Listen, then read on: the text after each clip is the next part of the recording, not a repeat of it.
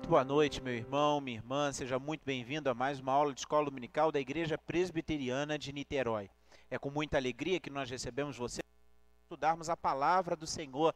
E nesse momento inicial, eu quero convidar você a, junto comigo, entoar louvor de adoração ao nome do nosso Redentor. Cantemos juntos o hino de número 25 do nosso Inário Novo Cântico. Temos trabalhado nessas aulas de introdução à teologia sistemática reformada a respeito do homem, né? Esse nosso segundo módulo fala a respeito do homem, o homem que foi criado por Deus, o homem que foi criado por Deus e colocado num mundo que foi criado para que o ser humano pudesse adorar a Deus, glorificá-lo com tudo aquilo que ele é, com tudo aquilo que ele pensa e faz. Assim, junto comigo, o hino de número 25 do nosso cenário Novo Cântico, louvemos ao Senhor.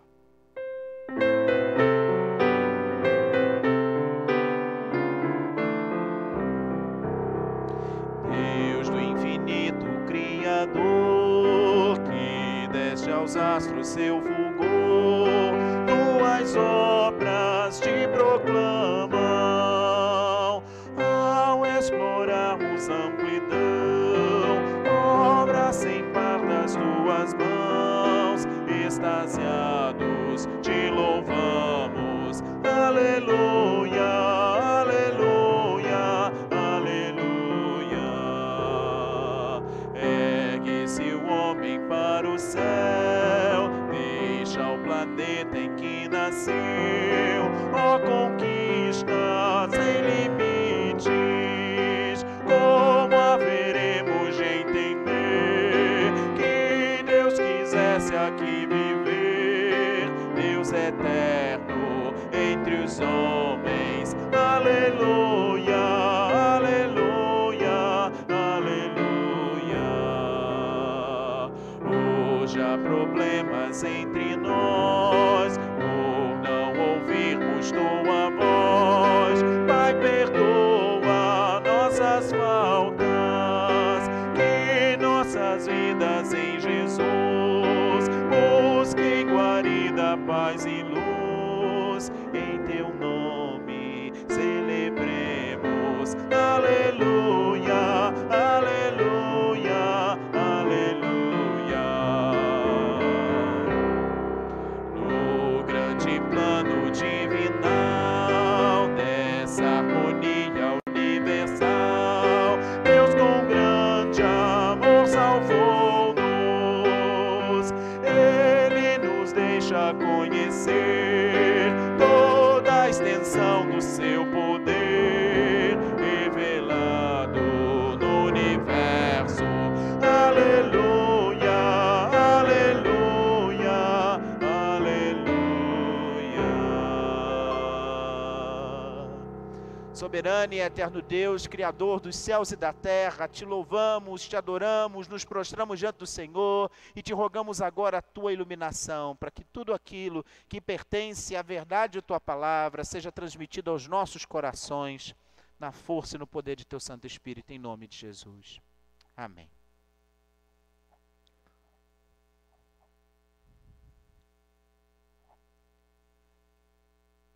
Nós demos início na última aula a um segundo módulo do nosso curso de introdução à teologia sistemática reformada. Nos cursos de teologia, normalmente, nós chamamos de teologia sistemática 2. A ementa desse curso, desse segundo módulo, seria o estudo do ser humano criado à imagem e semelhança de Deus.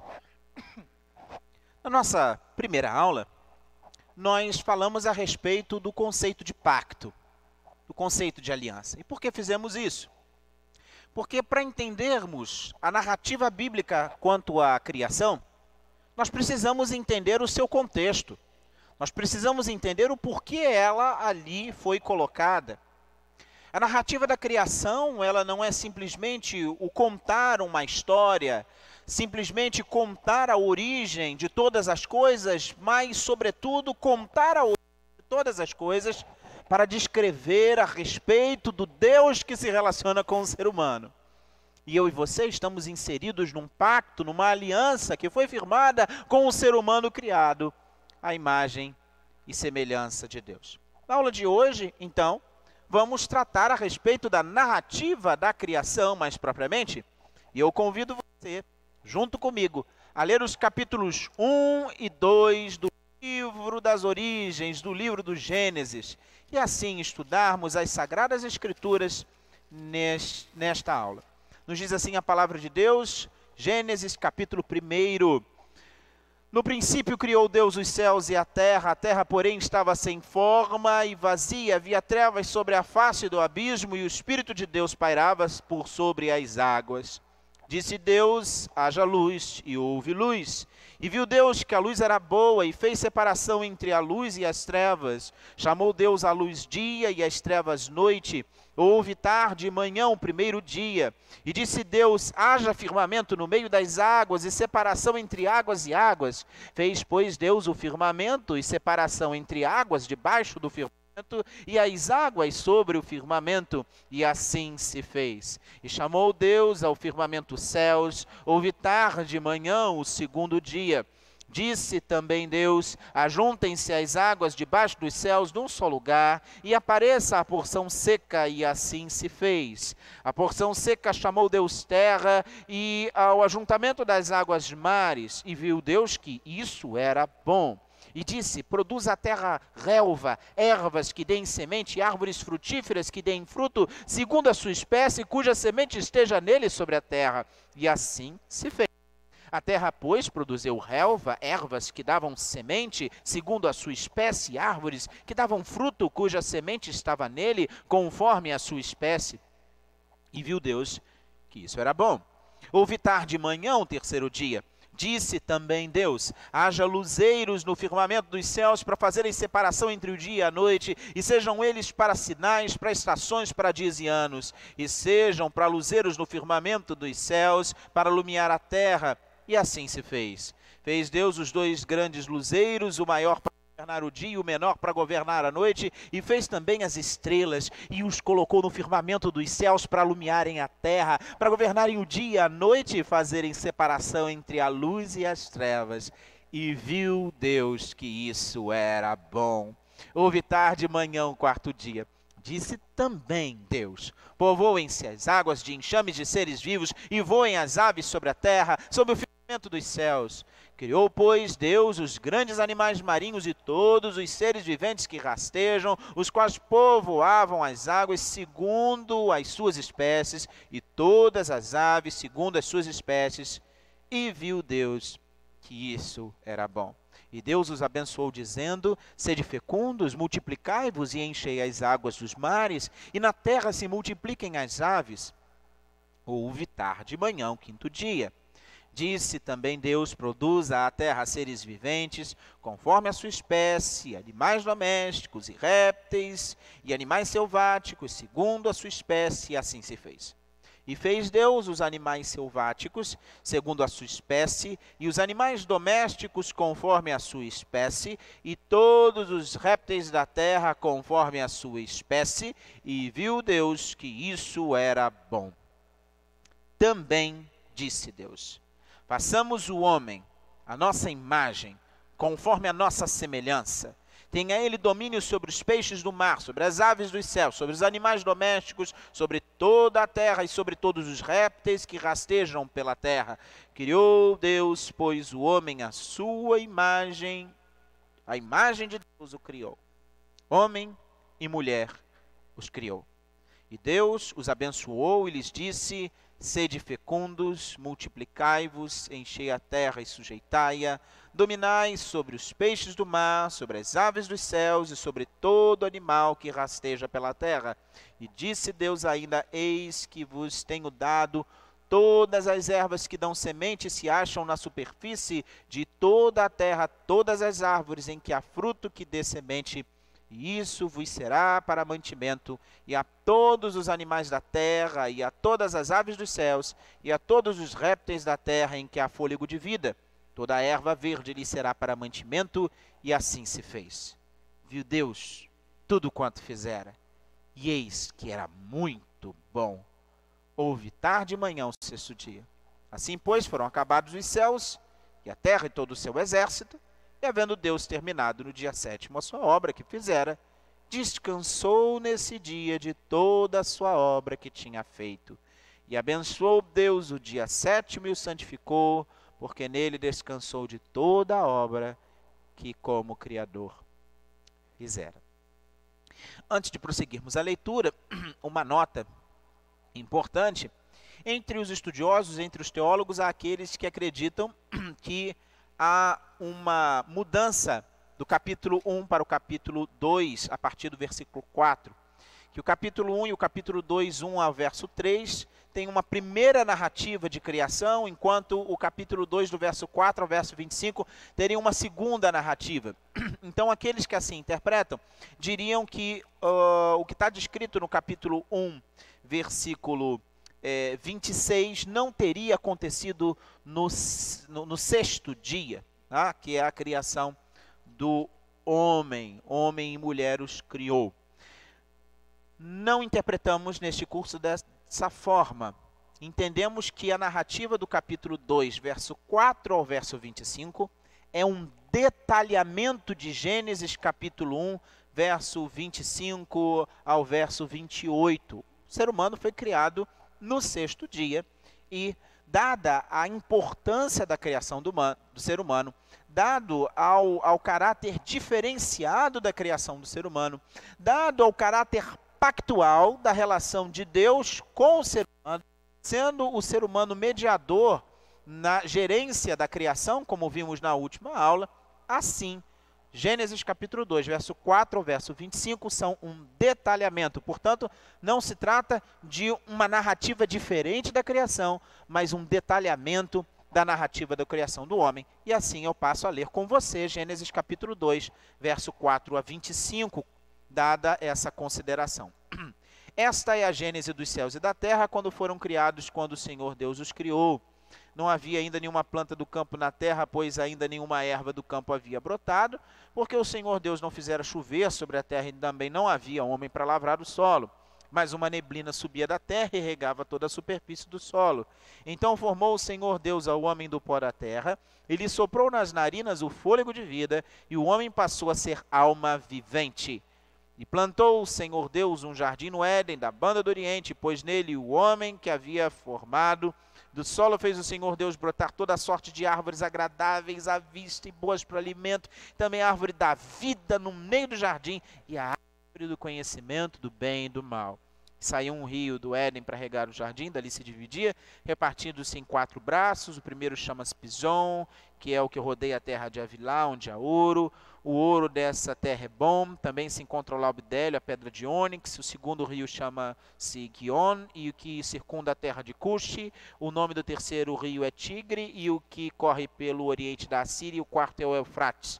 Tomou, pois, o Senhor Deus ao homem e o colocou no jardim do Éden para o cultivar e o guardar. E o Senhor Deus lhe deu esta ordem: de toda a árvore do jardim comerás livremente, mas da árvore do conhecimento do bem e do mal não comerás, porque no dia em que dela comeres, certamente morrerás. Disse mais o Senhor Deus: não é bom que o homem esteja só. Far-lhe-ei uma auxiliadora que lhe seja idônea.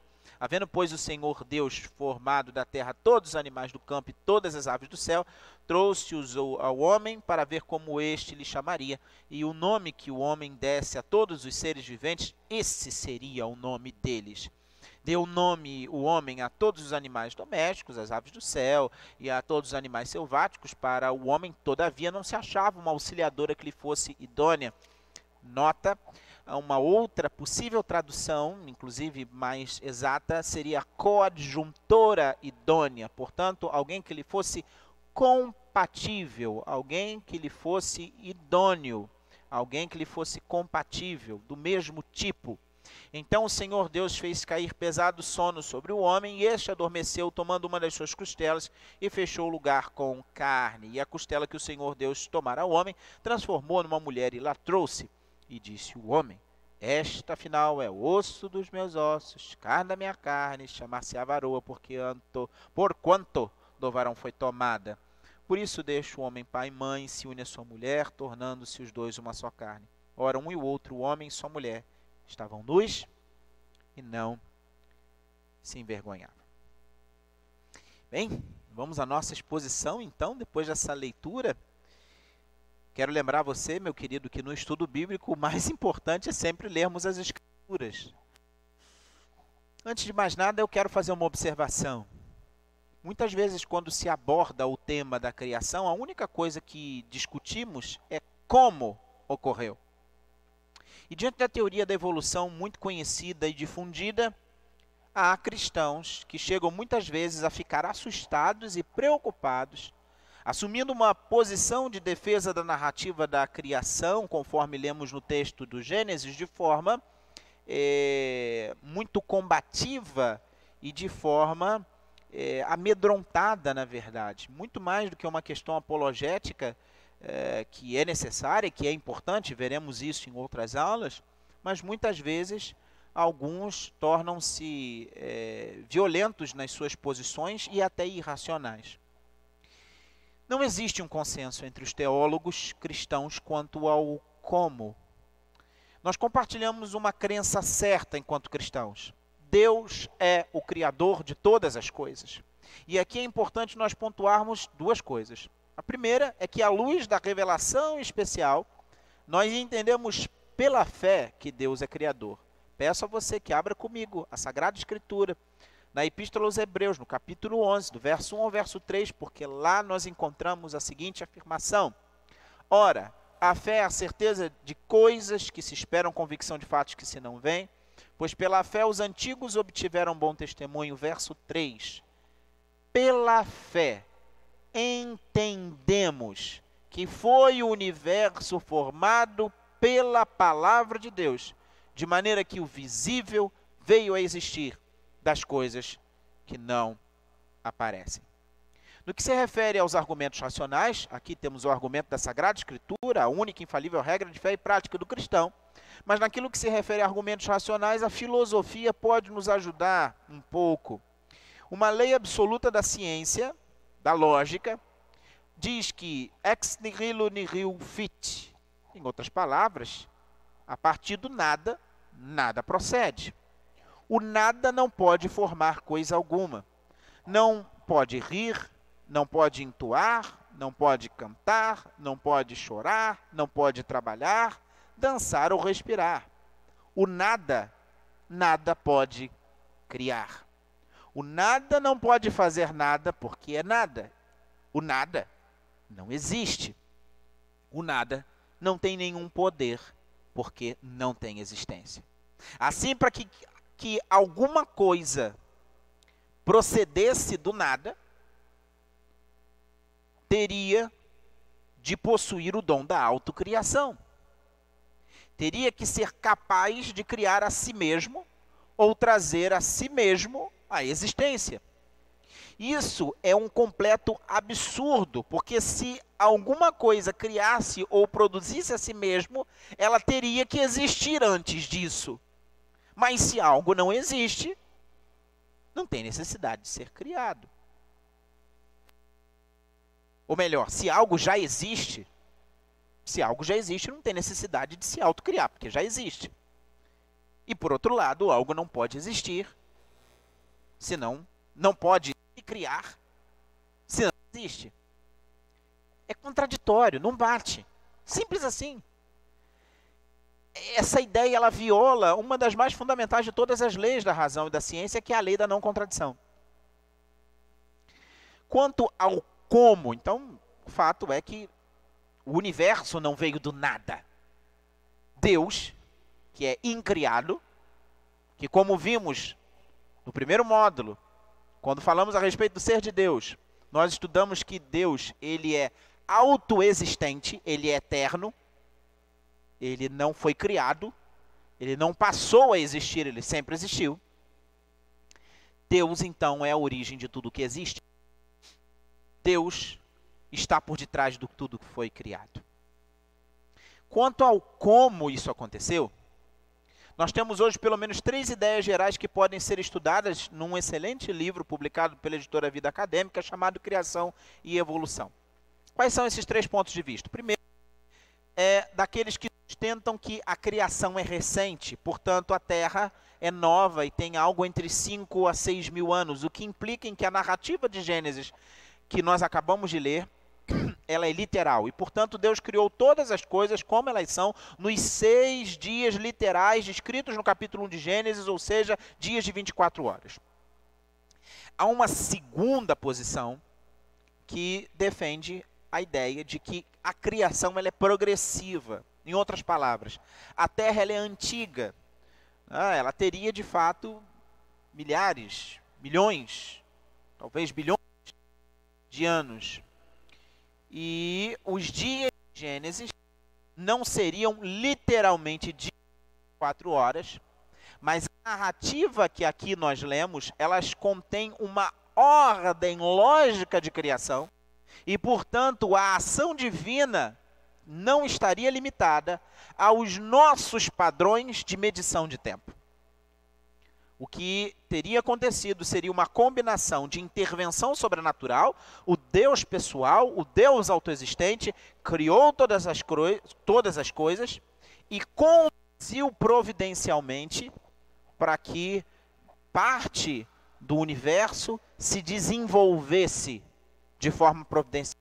Então Deus, na sua providência, ele teria criado, mas não criado as coisas prontas, como, por exemplo, os animais. Então, seria um meio termo entre o criacionismo dessa primeira posição da Terra recente e o evolucionismo.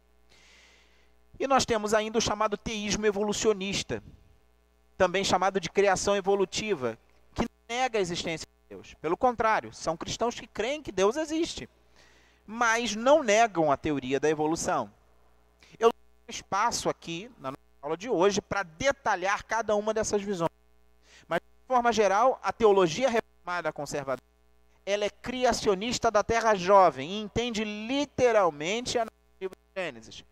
Em alguns círculos, chega-se a discutir a ideia da criação progressiva, mas, de uma forma geral, a terceira posição, o teísmo evolucionista, é rejeitado, porque tem implicações muito complicadas nas suas colocações, naquilo que se refere à doutrina das Escrituras, porque acabam questionando a Bíblia como palavra de Deus.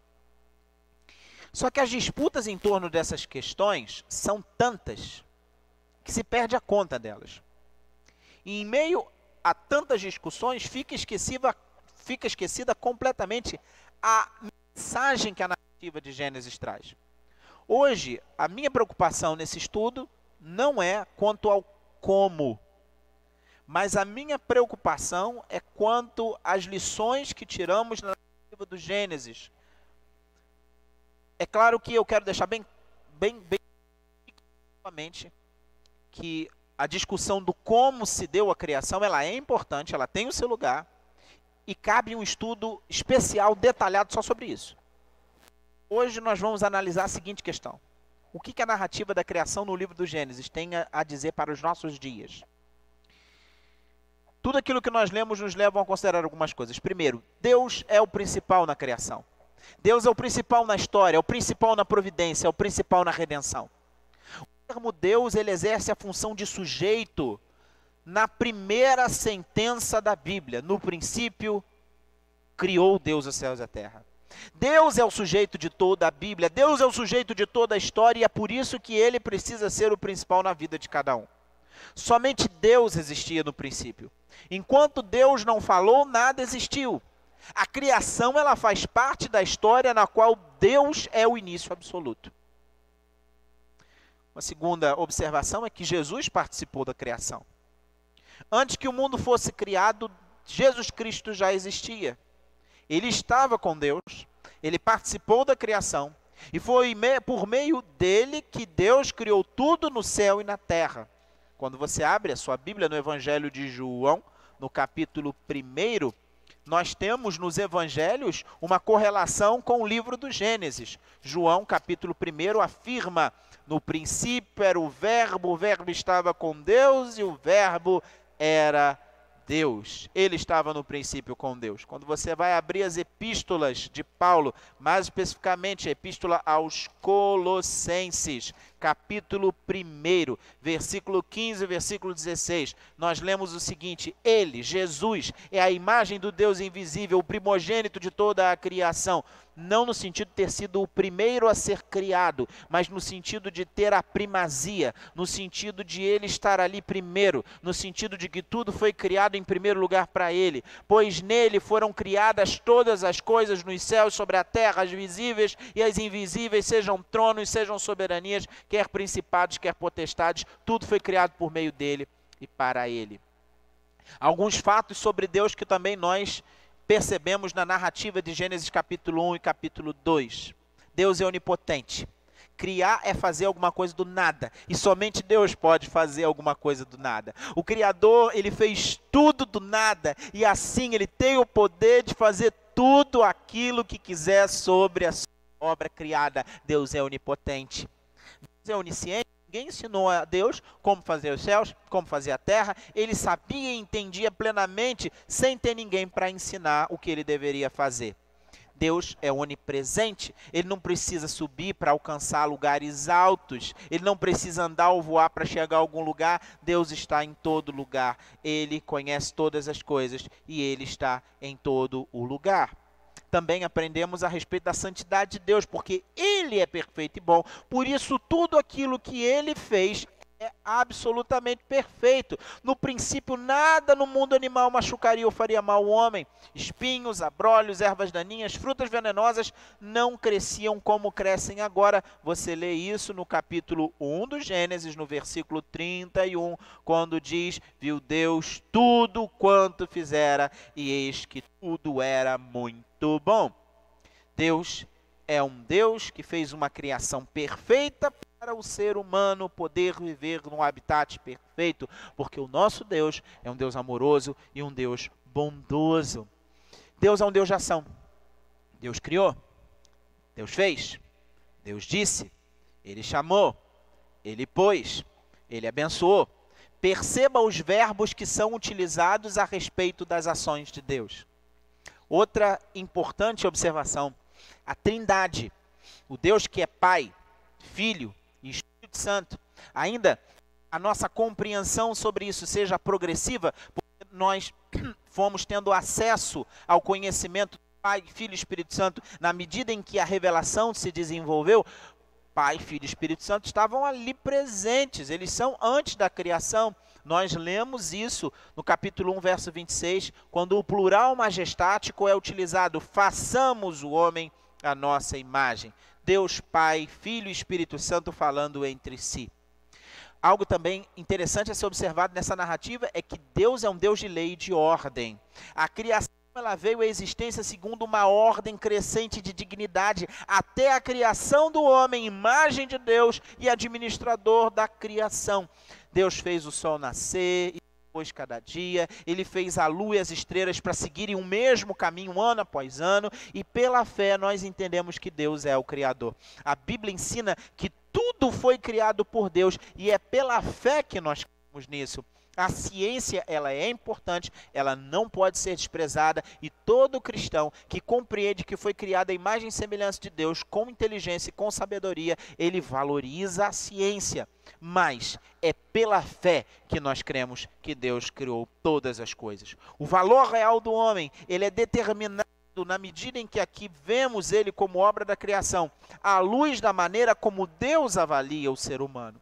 Deus valoriza o homem acima de todo o restante da criação. Perceba que a criação vem a existir segundo uma ordem crescente de dignidade, até que o homem seja criado. A parte oculta do homem tem uma mente, tem emoções, tem vontade.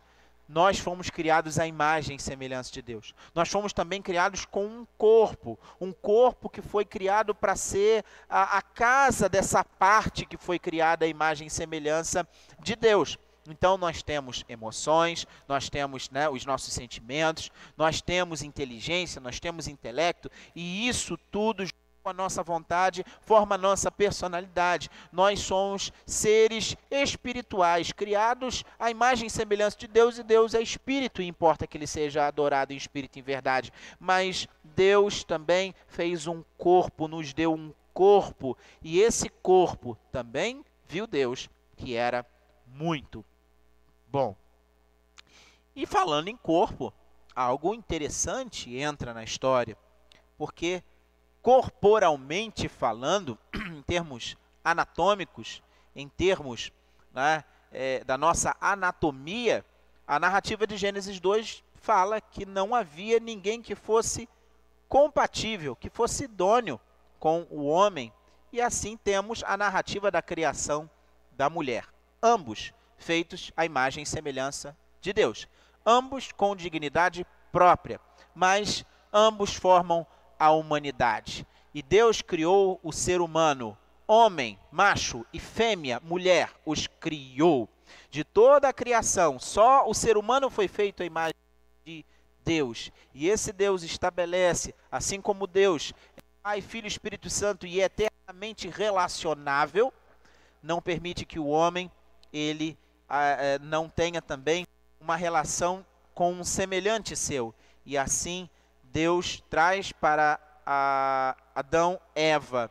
E aqui nós temos a construção de um lar. Um lar bem-sucedido só pode ser construído por Deus.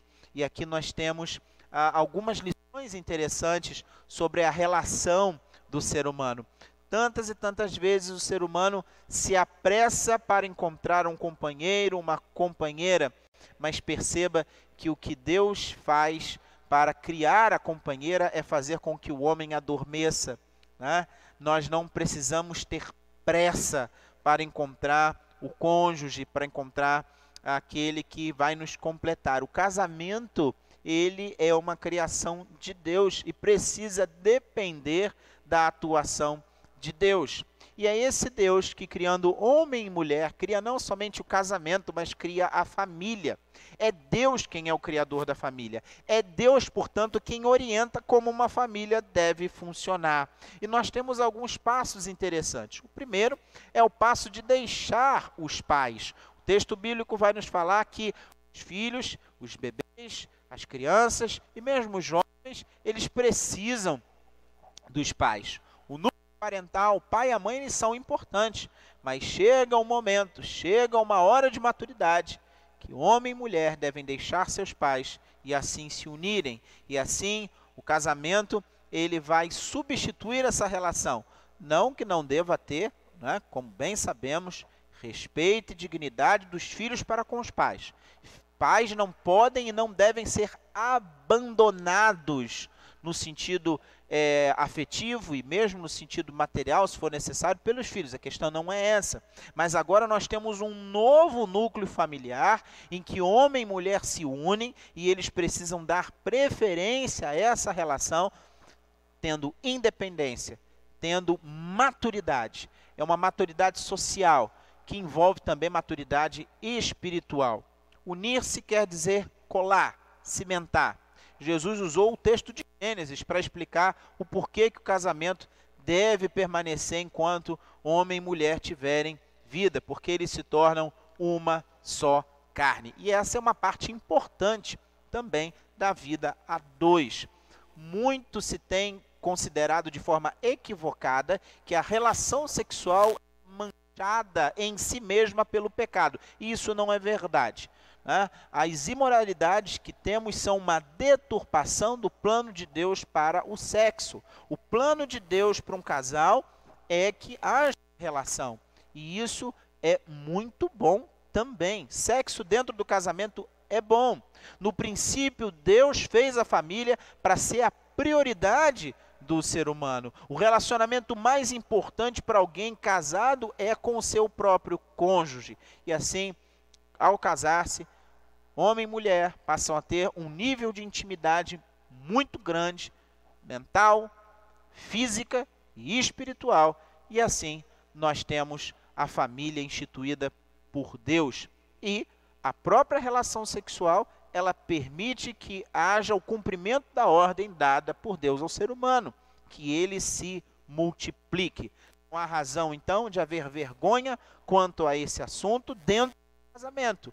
A própria Sagrada Escritura, em Hebreus capítulo 13, versículo 4, vai nos falar que a cama do casal, ela é sem mácula. Portanto, essa relação ela só é pecado quando praticada fora do plano original de Deus. O trabalho do homem faz parte também do plano de Deus desde a criação. Além da família, o ser humano foi criado para o trabalho.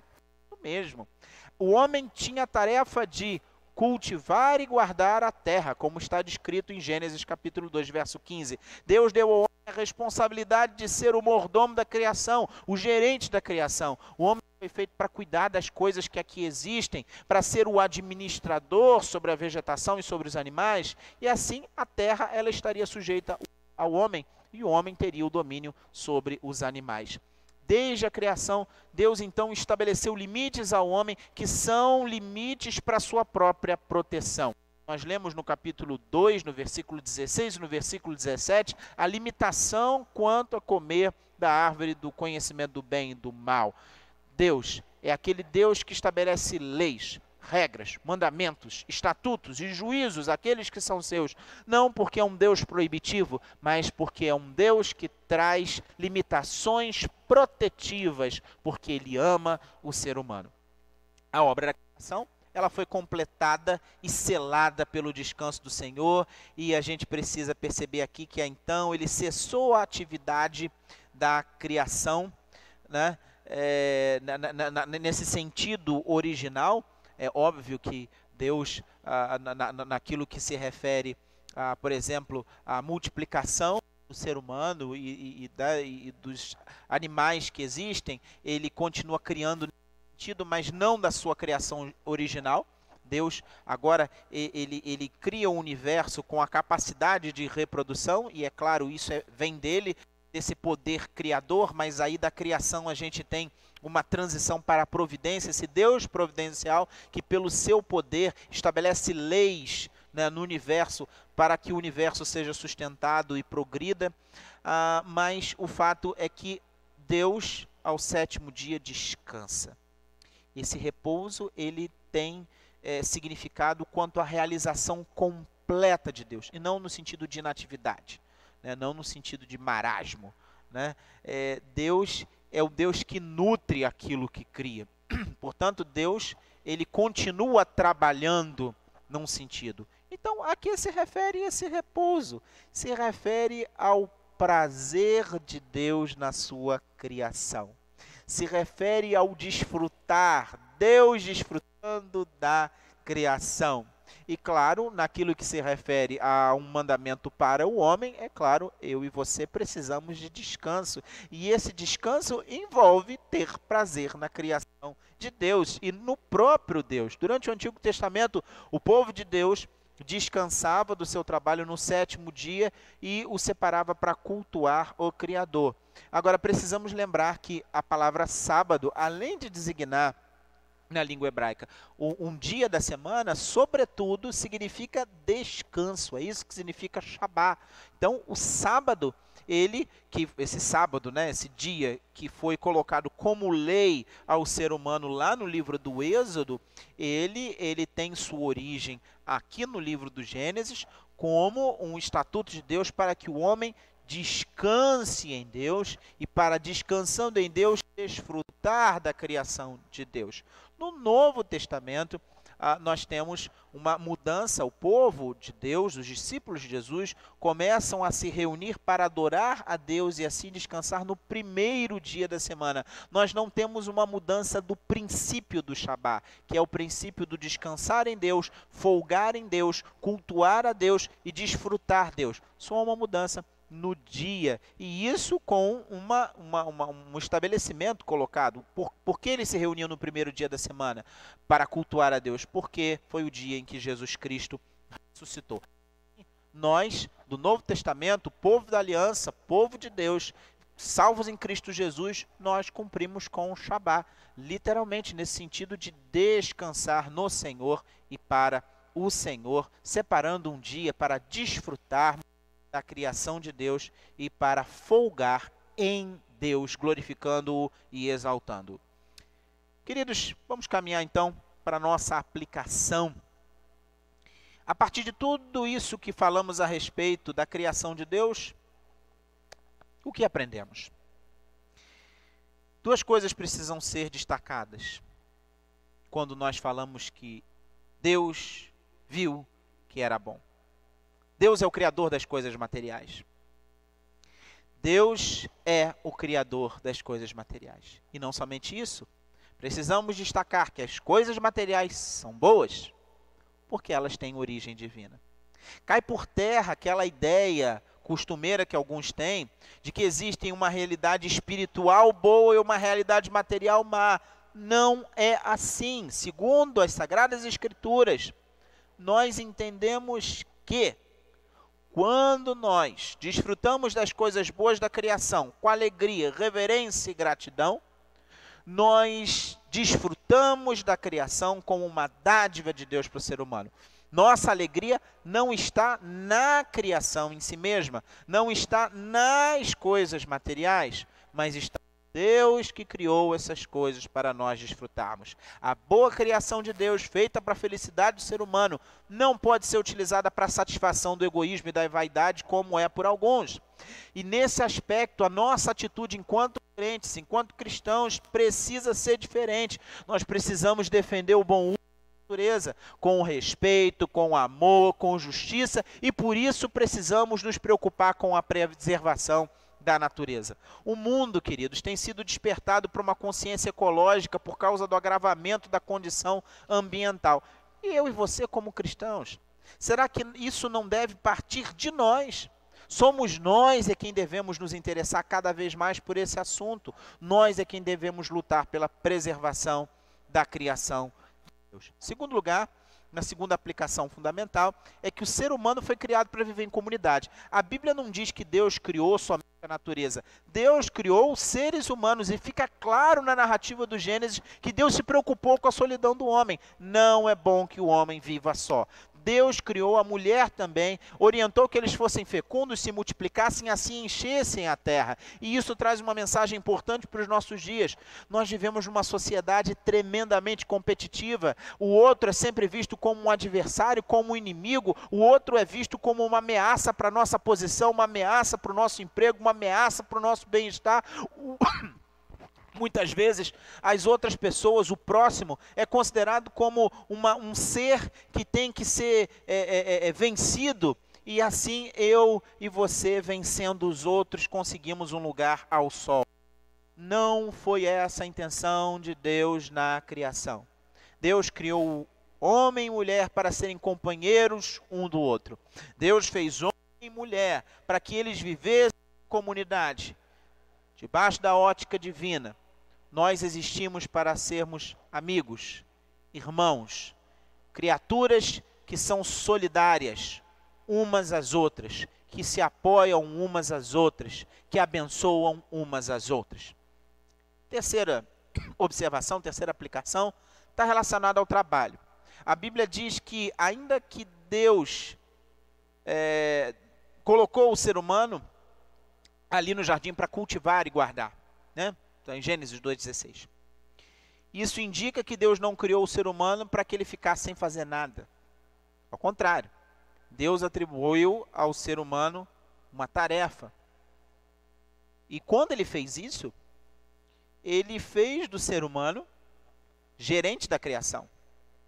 Por um pouco menor do que Deus, diria o Salmo 8.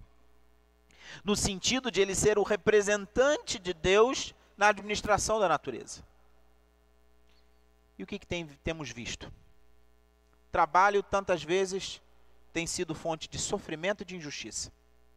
Muitos trabalham demais e não se realizam no trabalho. Tem outros que trabalham pouco ou nada fazem, mas mesmo assim desfrutam das riquezas que são produzidas pelo trabalho de outros. O trabalho, ele se transformou num motivo de conflito. E muitas vezes como fonte de exploração de outras pessoas. Por isso que existem associações de proprietários e associações de trabalhadores que muitas vezes estão em lutas uns com os outros. Daí nós temos greves, leis trabalhistas. Esse não foi o plano de Deus. Deus deu o trabalho ao ser humano para que o ser humano se realizasse, vivesse com seus dons e talentos a serviço uns dos outros e assim pudesse viver dignamente. O que nós temos hoje em dia não reflete o plano de Deus. E isso por causa da corrupção, do pecado humano. 4. O ser humano como companheiro de Deus é uma verdade indiscutível de Gênesis 1 e 2. A narrativa da criação diz que o ser humano foi colocado por Deus com domínio sobre todas as coisas, mas nos diz também que o ser humano foi chamado por Deus para dar nome a todos os seres, colocando o ser humano numa posição privilegiada, colocando o ser humano numa posição de relação com Deus. Fomos criados à imagem e semelhança dele para nos relacionarmos com ele. Fomos chamados a ser companheiros de Deus. Somos chamados a participar na direção das coisas criadas. O ser humano não é igual às outras criaturas que vivem simplesmente por instinto. O ser humano é um ser racional, um ser espiritual, não está preso às determinações de um destino estabelecido pelas leis da natureza, mas como um ser racional, pela graça de Deus, ele é posto por Deus em condições de dirigir as coisas criadas, e para isso ele precisa usar das capacidades que Deus lhe concedeu. E não pode se esquecer de que ele foi criado para Deus, para a glória de Deus, para a honra de Deus, para amar a Deus, para estar com Deus, para ser amigo de Deus. Na nossa aula de hoje nós procuramos extrair a mensagem bíblica a respeito da criação, nós procuramos mostrar que a narrativa do Gênesis é profundamente atual, e ao falar da criação, a Bíblia, ela nos ensina que coisas materiais são boas, que nós temos a responsabilidade de cuidar da natureza, aproveitando seus recursos com gratidão, com reverência, porque são bênçãos de Deus para nós, e quando tratamos de criação, a Bíblia também nos mostra que nós fomos chamados para viver em comunhão uns com os outros e, sobretudo, em comunhão com o Criador. Porque é essa comunhão com o Criador que nos permite viver em harmonia uns com os outros e com o universo criado. É essa a mensagem bíblica que eu e você devemos, podemos e precisamos proclamar nos dias de hoje a respeito desse Deus que é Criador, que criou todas as coisas por meio da sua palavra. Ora junto comigo. Soberano e eterno Deus, Criador dos céus e da terra, em nome e por amor de Jesus te imploramos por misericórdia, porque lemos na tua palavra uma história tão bela, a verdade de que o Senhor criou todas as coisas e nós somos criaturas do Senhor. Tem misericórdia para que possamos corresponder ao chamado do Senhor para nós, amando o Senhor com todo o nosso coração e assim exercendo o nosso chamado, usando nossos dons e talentos para gerenciar o universo criado, para com sabedoria usarmos o nosso trabalho de forma digna e assim com nossos dons e talentos servirmos uns aos outros e nos amarmos uns aos outros e nos apoiarmos uns aos outros.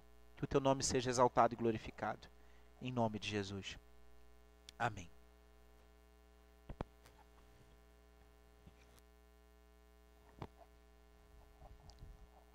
Meu querido, chegamos ao final dessa nossa escola dominical e eu quero convidar você a cantar o cântico antigo, conhecido, que nos afirma que Deus fez tudo para o seu louvor.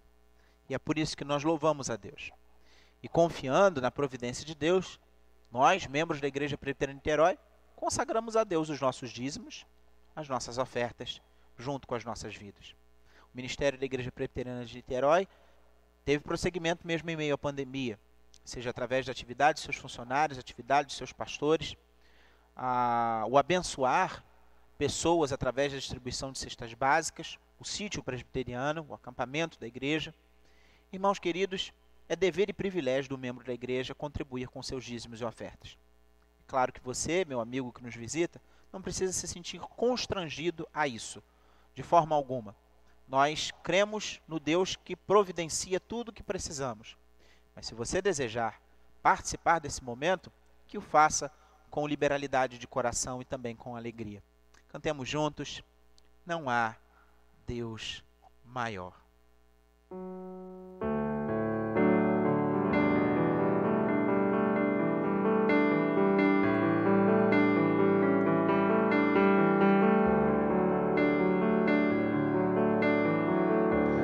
Não há Deus maior. Não há Deus melhor. Não há Deus tão grande. Amo nosso Deus. Não há Deus maior. Não há Deus melhor. Não há Deus tão grande. Como nosso Deus. Criou o céu, criou a terra, criou o sol e as estrelas, tudo Ele fez, tudo criou, tudo formou para o seu louvor,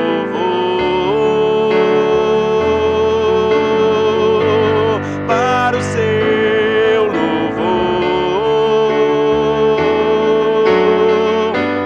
para o seu, para o seu, para o seu louvor, para o seu louvor,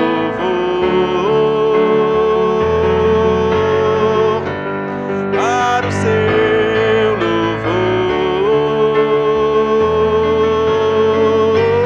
para o seu, para o seu, para o seu louvor.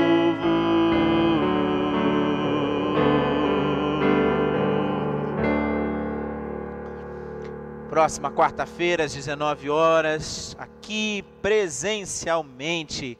E também ao próximo domingo, às 9 horas da manhã, online, presencialmente, estaremos em culto ao Senhor. E se Deus assim permitir, próximo domingo também às 18 horas, apenas online por enquanto, com a nossa escola dominical. Que Deus abençoe muito sua vida, querido. Recebei a bênção.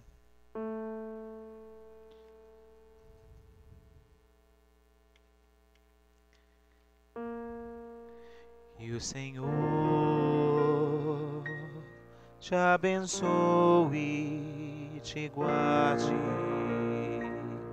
E o Senhor faça resplandecer,